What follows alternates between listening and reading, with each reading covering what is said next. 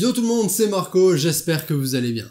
Et mon dernier test d'une souris Corsair a été plutôt mitigé. Eh bien, espérons que les choses changent avec cette petite Harpoon RGB. Allez, sans plus attendre, c'est parti!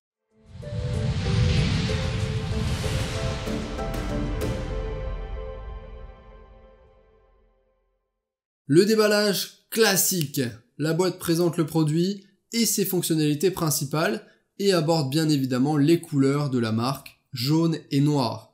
Le bundle reste le plus simple du monde avec la souris, le manuel et la garantie. De toute façon, il n'y a pas besoin de plus, c'est une souris. La souris reste classique et sobre dans son design. On a un modèle qui est très simple, entièrement noir, avec une forme légèrement profilée pour bien épouser la main. L'avantage de rester simple, c'est qu'on ne fait aucun pari risqué. La Harpoon va donc s'adapter à la majorité des gens et sera agréable à l'utilisation dans sa globalité. La qualité de fabrication est très bonne et les plastiques utilisés sont tout à fait corrects. Alors c'est sûr, on n'a pas un revêtement soft touch, mais la petite granularité de la coque est assez plaisante. La molette est revêtue de caoutchouc et ne glisse absolument pas, les crans sont assez marqués, mais manquent légèrement de précision, on sent qu'il y a un petit jeu entre les différents crans. Sous la molette, vous allez retrouver un bouton qui permet de changer les DPI à la volée sur 4 niveaux, réglable via le logiciel Corsair Utility Engine 2. Et en dessous de cette Harpoon, on va retrouver 4 petits patins en téflon qui, malgré leur très petite taille, permettent à la souris de glisser sans accroche et sans résistance.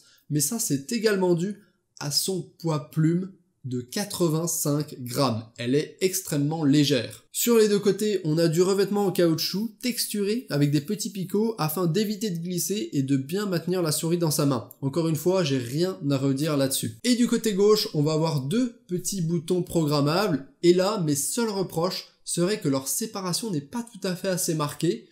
Du coup, on ne sait pas exactement sur lequel on appuie avec le pouce, ce qui peut être assez embêtant, dépendamment du jeu. Et leur positionnement aussi fait que parfois, on les presse sans le vouloir. Mais ça dépend surtout de la taille de votre main. Et on va terminer par le câble USB, qui n'est pas tressé, réduction des coûts oblige. Mais bon, pour le prix, on ne peut rien dire. En attendant, on a également une zone RGB qui est réglable, qui est le logo Corsair sur l'arrière de la Harpoon, qui va s'illuminer et que vous pouvez personnaliser avec le logiciel Corsair Utility Engine, qui d'ailleurs a subi une refonte totale. Il faut savoir que de ce fait, la Harpoon est totalement personnalisable et programmable dans le logiciel Corsair.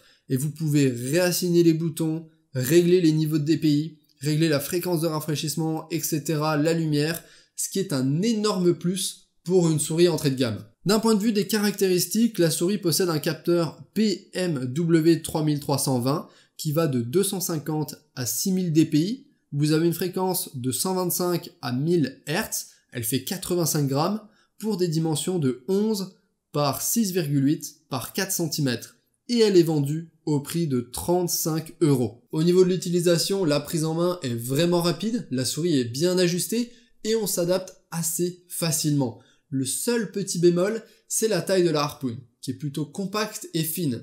Ce qui peut être assez gênant si vous avez des trop grosses mains. Personnellement, pour moi, ça me posait aucun problème. La maniabilité et la glisse sont excellentes. En même temps, 85 grammes, c'est vraiment pas lourd. Mais d'ailleurs, ce faible poids pourrait être un petit peu un problème pour des utilisateurs qui préféraient des souris plus lourdes et plus sentir ce qu'ils ont dans la main. Pour la comparer à la Roccat Lua ou à la SteelSeries Rival 100, qui sont à peu près dans les mêmes prix, eh bien je trouve que la prise en main est nettement meilleure, notamment grâce au revêtement en caoutchouc sur les côtés, et vous avez également beaucoup plus de fonctionnalités avec cette Corsair. Et au niveau de la précision et de la fluidité en jeu, rien à redire.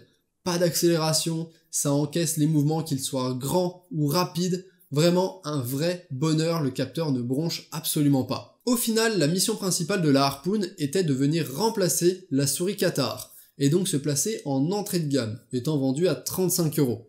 Et c'est pour moi un pari totalement réussi. Dans cette gamme, vous aurez difficilement mieux. Autant je n'étais pas du tout convaincu par la Sabre, autant je recommande fortement la Harpoon RGB.